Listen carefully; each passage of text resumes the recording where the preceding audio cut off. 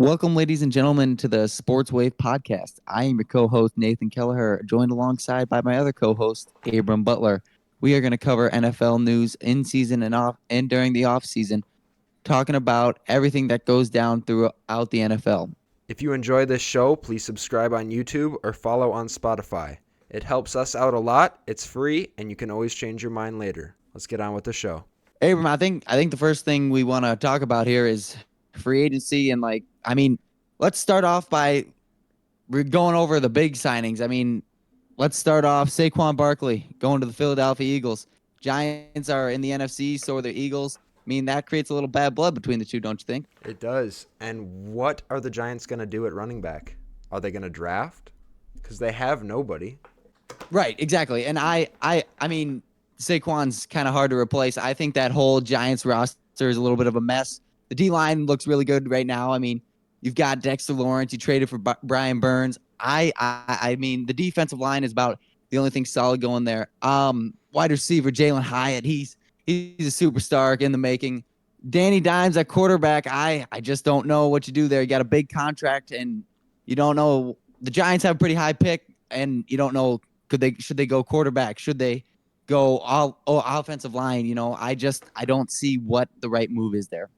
Will Danny Dimes be able to take them to the Super Bowl, though? I just don't see that happening. So if you want to be a Super Bowl contender, why are you still developing Danny Dimes? You know what I'm saying? I do. Another quarterback trading. Justin Fields going to the Pittsburgh Steelers. That's pretty big. Obviously, they got Russell Wilson earlier, 2 weeks ago, probably when he got released by the Broncos, but I think it's a good mentor for Fields. Rest him or not rest him, but have him be QB2 behind Wilson. Wilson can teach him a lot of good things, I feel like, and maybe he can develop into a superstar talent. That's exactly what I was about to say. It reminds me a lot of Aaron Rodgers and Jordan Love. Just Jordan Love sitting behind Aaron Rodgers for those 4 years, developing, learning behind one of the greats. I think this is the best possible scenario for Justin Fields. He got drafted by the Bears, shoved into that offense with the terrible coaches. It was just not a great system around him. He was not set up to succeed. And I think him going to Pittsburgh, give him a year or two behind Russell Wilson, I think he could be deadly. I think he could very easily go to the Super Bowl. Russell Wilson to the Steelers is also huge. They say a change of scenery can be the difference sometimes, and I really think that could be it for both of those quarterbacks, actually. But did you see the contract details? The Pittsburgh Steelers are only paying him $1 million or whatever. $1.5 million. 1.2 million, I believe it was. 1.2 million. And then the Broncos are paying the rest. I think the Broncos are scheduled to play the Steelers this year, and it's kind of funny because the Broncos are paying Russell Wilson to beat them, which is unbelievable. That's really ironic, actually. And talking about the Broncos, I don't know what's going on over there. That's huge too. I agree with you. You traded Jerry Jeudy. Obviously, he wasn't doing well there, as Jerry Jeudy just got a contract extension today, funny enough. But yeah, you don't have your wide receiver 2 now. Courtland Sutton's still there. You lost Justin Simmons in free agency. He doesn't have a place to go yet. I am wondering where he might land. I don't have any ideas. I heard Philadelphia earlier, really early, but they kind of are out of it now. These too much money for him, and he still doesn't have a home yet, but I think he'll find one. While we're talking about crazy moves in free agency, the day they traded for Josh Jacobs, I lost my mind. We had the best running back duo for about 2 hours. You're talking the Packers? I was talking obviously. the Packers. Yes, obviously. Yep, okay. Absolutely. I think Josh Jacobs is the better running back. I'm seeing a lot of Packer fans, really sad about Aaron Jones, and I'm sad too, but he's getting old. I really believe Josh Jacobs is the best running back. Or 2 years ago, he was the best running back in the league. Last year, he wasn't in a great situation to succeed. I think you put him behind the Packers O-line. I truly believe he could be the best running back in the league this year. Yeah, he's got some tough competition, especially with Derrick Henry going to the Ravens. You know what I mean? That that RPO, Lamar Jackson, that read option, that could be deadly. I can get Derrick Henry a lot of yards, but I think Josh Jacobs is top 5, top 10 territory. I agree with you. He's a great back.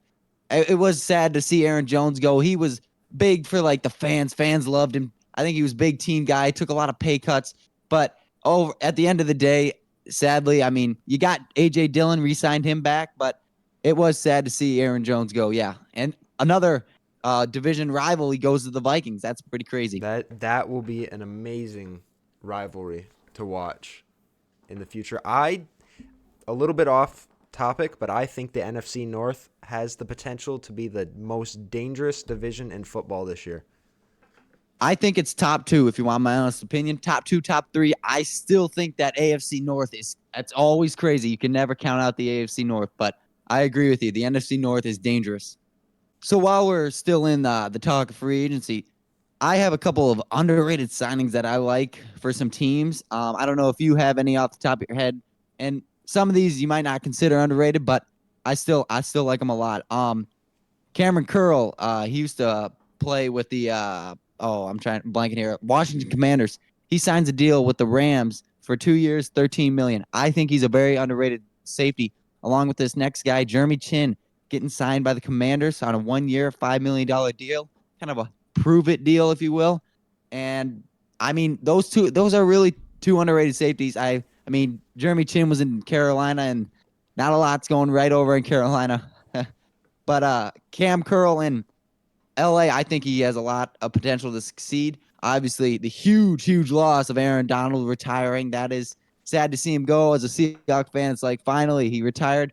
All of our quarterbacks will get less sacked less. Sorry, but yeah, I think those are two that I like. What about you?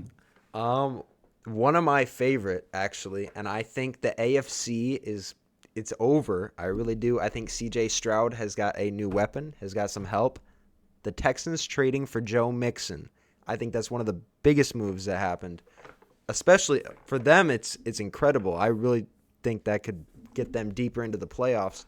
We saw CJ Stroud dominate that wild card game. If he with a running back like Joe Mixon, it's going to take a lot of pressure off of him to be making those plays. And I mean, he's still going to make them, but you know what he'll do to that offense. It's going to be electric to watch. I agree with you 100%. Joe Mixon on that team, that's pretty good. I mean, Damian Pierce kind of had a down year this last year.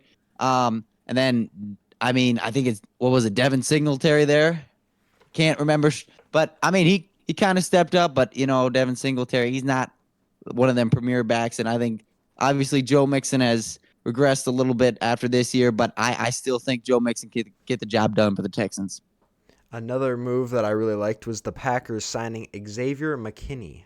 That was yes the best available free agent safety. I think with the new head coach, I really think he's going to be a huge piece for that Packers defense this year. I agree 100%. Staying in the division here, another underrated guy, DJ Reader, coming over from Cincinnati. He's going to the Lions.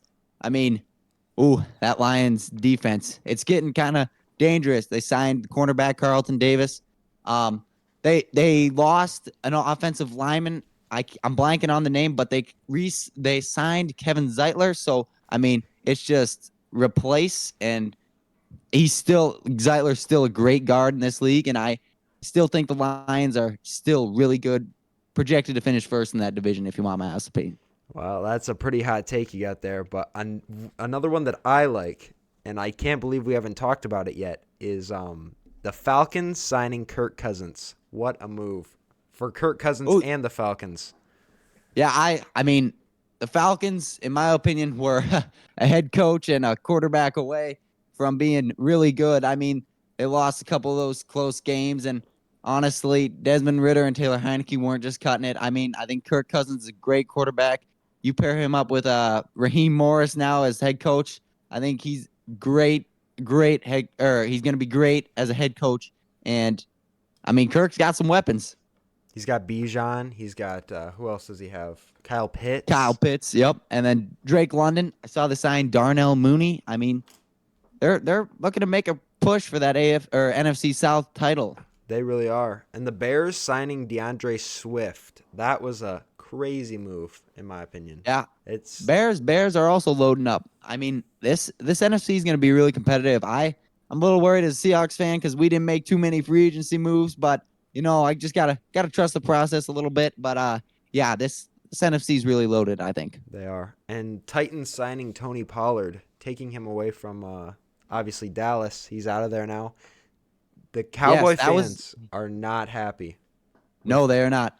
I mean, with all the moves they made, I or not sorry, not with all the moves they made. With none of the moves they made, would they sign a couple players? I mean, not a lot of like high name big. You know what I mean? Eric You Kendricks, know. didn't they? Yes. Okay, that was one. Yep. Sorry. He originally signed with the 49ers and then he switched up and signed with Dallas. I see. The reason I think Dallas didn't make a big play this year is I was looking at like some future. Dak Prescott's contract expires in 2024. CeeDee Lamb's 2024. Micah Parsons 2024. I think Zach Martin's 20. They have a lot of their superstars are running up, like their deals are running up. So I think they got to save all the money they can and put it into next year. I mean, you wonder how many of those guys they can keep, and I don't see a lot of them staying. Obviously, I think Micah because he's the cornerstone of that defense, but you know, they have a tough decision to make with Dak. I mean, how are you going to do that? You know what I mean? Yeah. Is Dak a Super Bowl caliber quarterback? That's a question they need to be asking themselves because I really don't know. I mean, I think he has the potential in the right system, but is the Cowboys system the right system? Yep, I hear you there. I don't know. I mean, obviously there's a new head coach in town, but what are the Chargers doing? You I know what I mean? I really don't know. I mean, their wide receivers work at Walmart, I'm pretty sure. Are they going to trade Justin Herbert? That is my question. Yeah, I don't know. There's a lot of questions going around. I like Gus Edwards to the Chargers. He can be the number one guy there. I Ooh. really like Gus Edwards, but I mean Quentin Johnston. Hopefully, like I'm hoping he has a better sophomore year. But his rookie year, he did not look promising for that first round pick that they used on him. Um, you know, Justin Herbert, right? Like I heard rumors that the Vikings might be loading up to trade him or trade for him, but you never know. They might be trading up in the draft to get Drake May, Jaden Daniels. Okay, so that leads me into my next question. Do you think the Bears trading Justin Fields was the right move for them? Do you think they should draft Caleb Williams?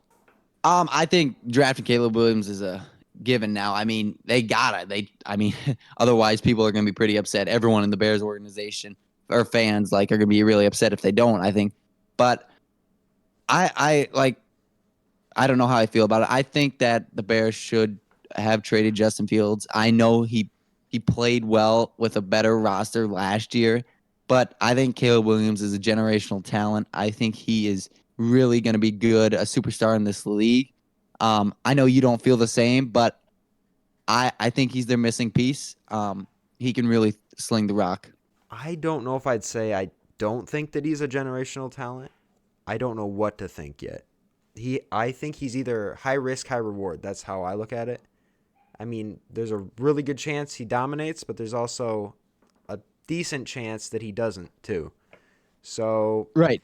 Right. I agree with you. the thing I will say is that he gives Bears fans hope, at least, and a reason to watch, because otherwise they'd just get owned by the Packers again.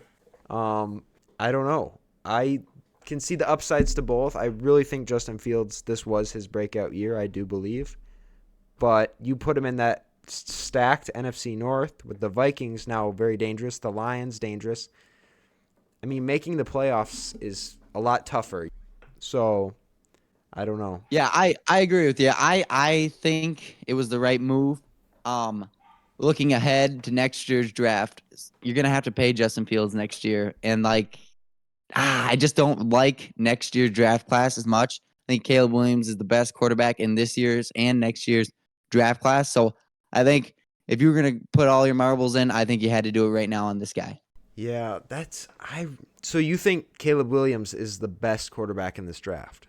Um, I think he is. I mean he's actually sneaky mobile. I think he can sling it. Obviously, I like Michael Penix, but that's a whole different conversation.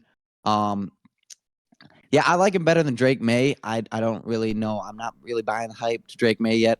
People are gonna probably flame me for that, but I'm not buying it.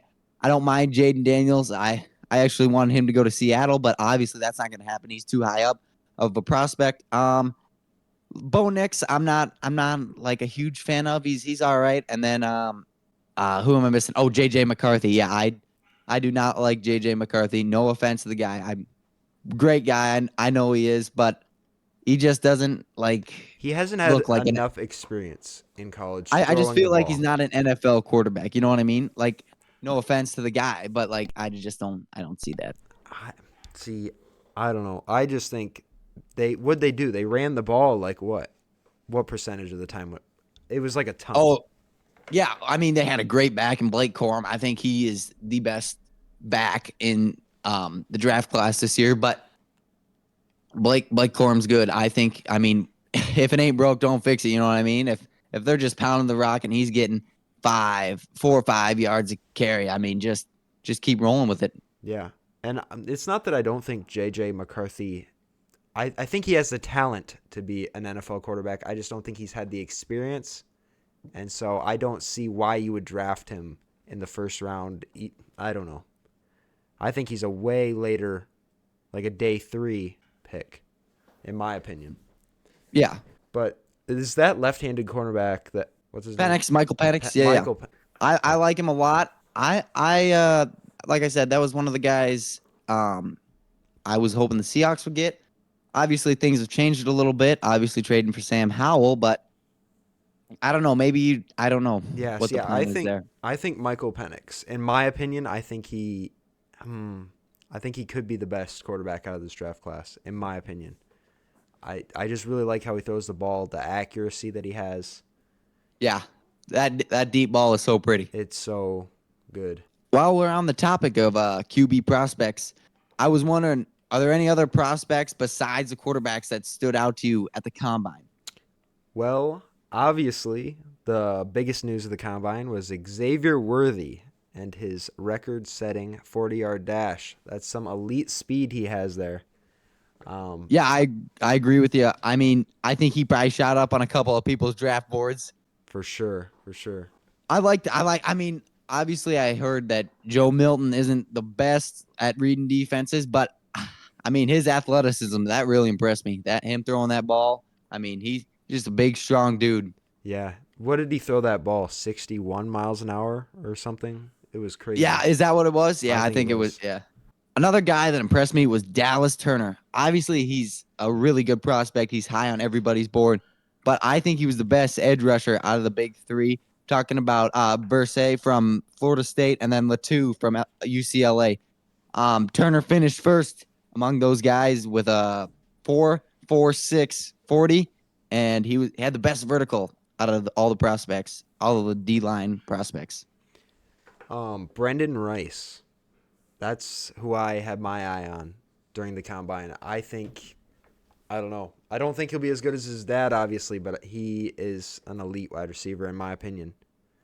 Yeah, for sure. I mean, I didn't watch really much of the receivers because like some of the big names like Malik Neighbors, Marvin Harrison, those guys didn't perform or like compete or opt in to the combine, if you know what I'm talking about. Yep. So it was I didn't really watch. I mean, I know Roma Dunze from Washington he looked fantastic, but I didn't watch much of that. No, yeah, I'm really excited to see Marvin Harrison play in the NFL. Where do you think he goes? I would say Arizona used the fourth pick on him, especially with them trading away to Hollywood, to the Chiefs. So, I mean, you got to go there. Unless, do you think Malik Neighbors will go before him? I'm seeing some draft boards having Neighbors over him now. Yeah, I really don't know. I would probably personally take Marvin Harrison Jr., but I mean, I don't know. You pair him, Probably can't go wrong with either of those guys, though. no, not really. Pairing him up with Kyler Murray would be a dangerous duo. It's Oh yeah, I agree with you there. I think the NFL, this upcoming season, has me so excited because there is just so much potential on all these teams. There Well, is a lot of potential from a lot of those teams. Just trying to think, how many? Do you know how many picks the Packers have in this upcoming draft? I don't actually know. Do you? Um, I'm looking here. It looks like 8. The Packers have 8 picks. I guess we can jump into that. Who do you like the Packers to pick with that pick they have in the first round? That's a tough one. I really like that cornerback. What's his name? That white cornerback. Cooper DeJean. Yeah, I really like Cooper DeJean. Yeah, I agree with you. Having a third corner like Cooper DeJean on that team, he is a great talent. I think pairing him up with what's his name? Jair? Valentine. No, Valentine, Jair. obviously I know Jair Valentine. He's actually surprised me a little bit. He's kind of good, Valentine's a but yeah, dog, honestly. yeah, He's he's not terrible. no. And I think with that new defensive coordinator, I think the Packers need to focus on defense and offensive line, and I truly believe that they could be one of the most dangerous teams in the NFL. They are dangerous, I think.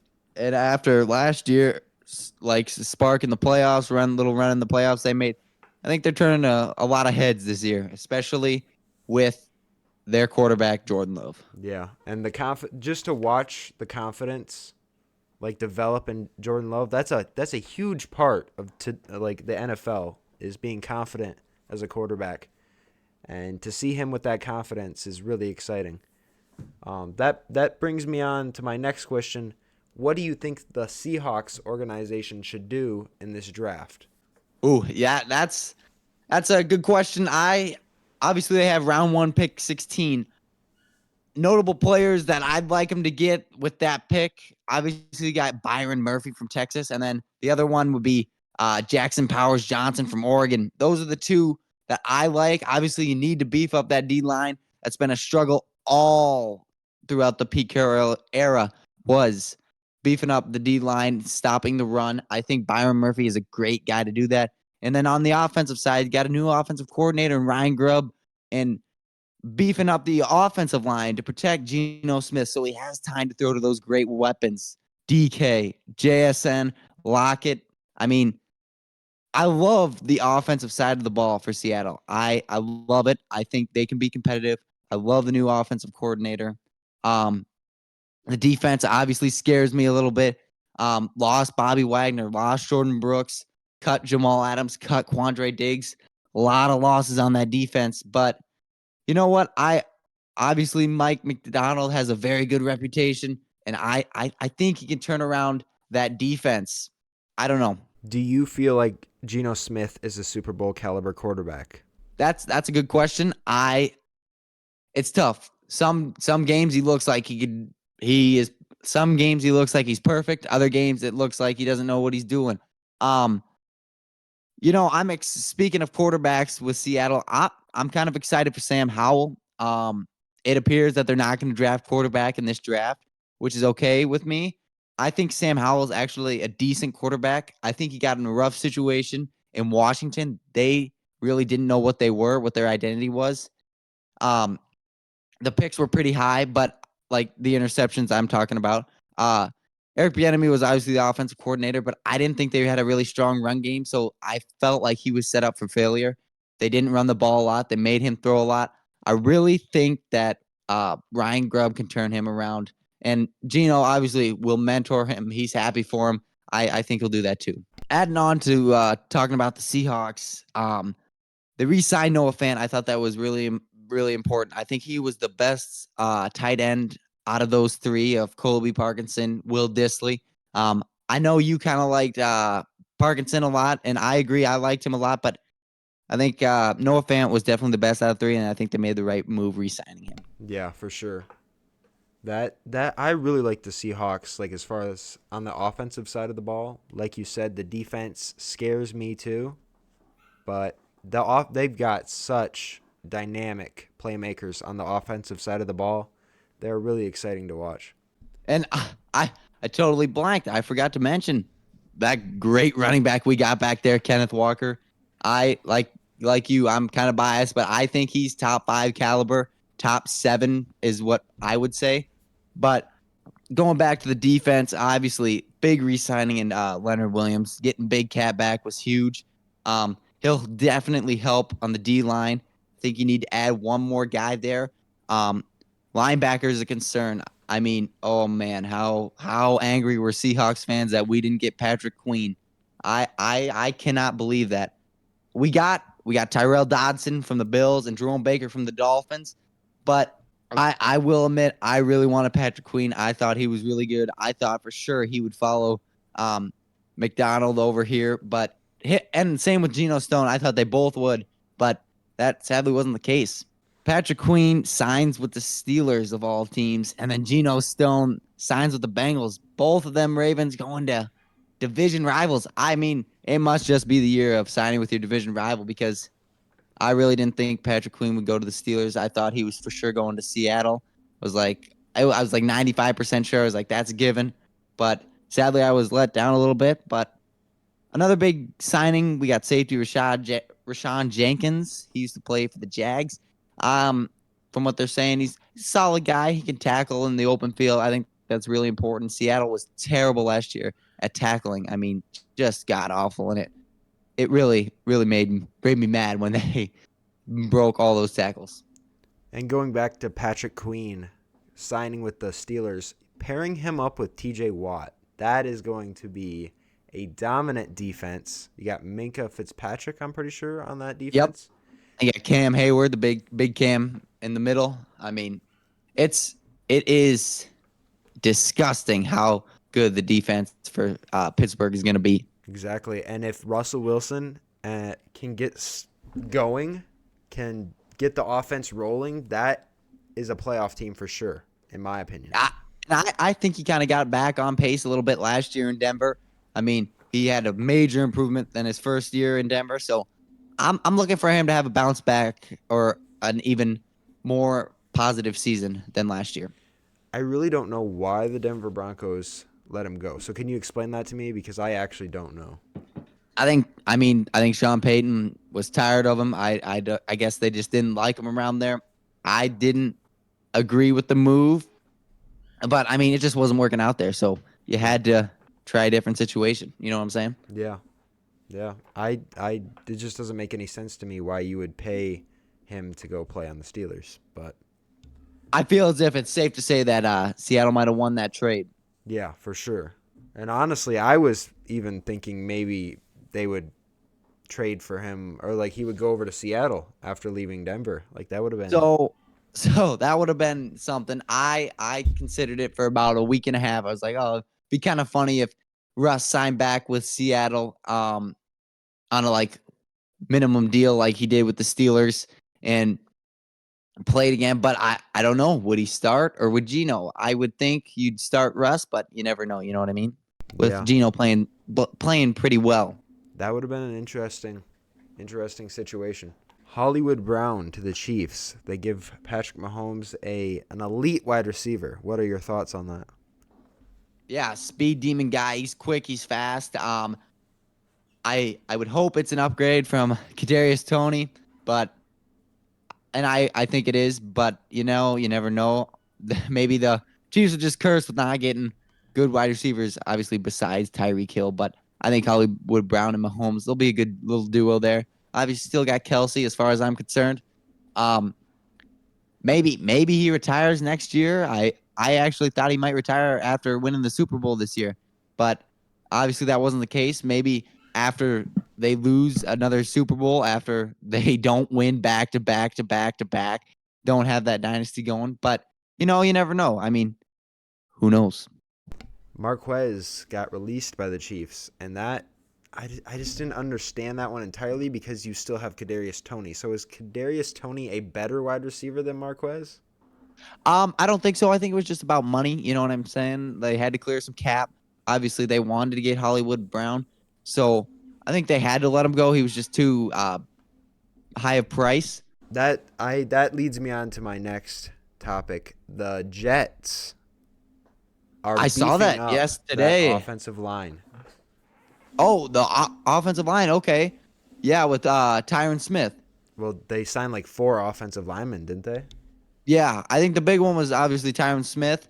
But did you see the even more recent news today? About 4 hours ago, Mike Williams is signing with the Jets. Oh, yes. They give Aaron I Rodgers mean, another weapon if he can yeah, actually for stay sure. I healthy. mean, yeah, if Rodgers can stay healthy and Mike Williams obviously is a little bit injury prone, but if he can stay healthy, obviously you got Garrett Wilson there. That that could be a great offense. Obviously, we haven't seen Rodgers play in over a year and a half now, but I think hopefully he still got it. It'd be nice to see, but it's looking like as of right now, obviously with the Achilles injury, and there's some rumors going around that he might run for VP, but I think, Packers looking like they made a good decision letting him go. yeah, I think he's out of the running for VP now, isn't he? I think I saw that. Okay. Okay. Yep. Then that might be the case. Yeah, well, I didn't think he was going to anyway. But I'm really excited for this next season because not only do we have all the moves of this season, we still haven't seen Aaron Rodgers play yet. So it's like this is the first year Aaron Rodgers is actually going to play, and hopefully the first year that the Jets are actually going to be a competitive team. So I am really excited for this upcoming season.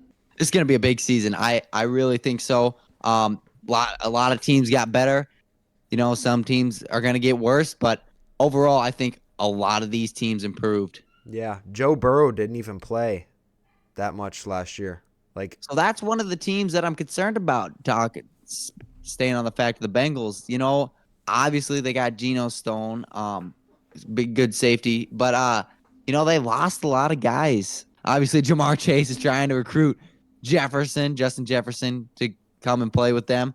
Little LSU reunion, but yeah, I don't know. I think the Bengals got a little bit worse. I don't want to say they got worse, but it concerns me a little bit. yeah, if Justin Jefferson paired up with Joe Burrow and Jamar Chase, that might be the best offense in the NFL.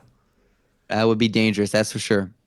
They would beat the Chiefs, but Joe Burrow's Mahomes is kryptonite yeah, as far as I'm concerned. that's true. And then you give him the two best wide receivers or two of the best, and it could be dangerous. But I don't think that'll happen. Yeah, I don't think so either. There's no way they can pay all three of them. You know what I mean? Yeah. Everybody's gonna have to take big pay cuts. I don't understand why players don't do more of that. I guess because they want the money. But can you imagine? I mean, you'd be unstoppable almost. Yeah, you're not wrong. So obviously we're a football podcast, but we can't leave without talking about March Madness. Who do you have winning the national championship? That's a good question, and to be honest with you, I think there are a lot of people picking UConn because they've been arguably the best, most consistent team all year. Um, Obviously, I'm biased because I'm a big North Carolina fan, and they're the 1 seed in the West region. Um, Obviously, Wisconsin, being from Wisconsin, you can't not root for them.